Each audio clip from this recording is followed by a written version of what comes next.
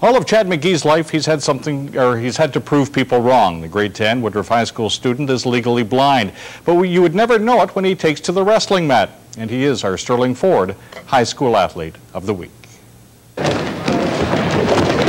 Chad McGee practices just like all of his other teammates, with intensity. Most I like the feeling that I've actually tried to do it. McGee was born legally blind, but that never slowed him down.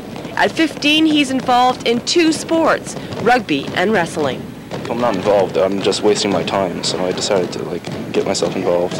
And he seems to do the same in the class with an 80% average. How do you manage to be so successful in school? I'm a suck-up.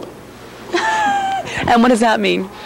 I'm a teacher's pet, yes. All the teachers love me. And it's easy to see why, because of his determination to succeed. Proved a lot of people wrong. They all said I couldn't do certain things, and I did them anyway. But you never really seem to notice the handicap. It doesn't seem to affect his wrestling. Blindness or partial blindness is not something that seems to have a huge effect on the sport. In fact, it's a bit of an advantage. I often surprise them. They're not used to the way I wrestle and everything, so it kind of takes them off track. Unfortunately, McGee won't get that opportunity at the Provincial High School Wrestling Championships. He failed to qualify, but you can bet that won't be the end of his fight. Carolyn Waldo, CJOH Sports.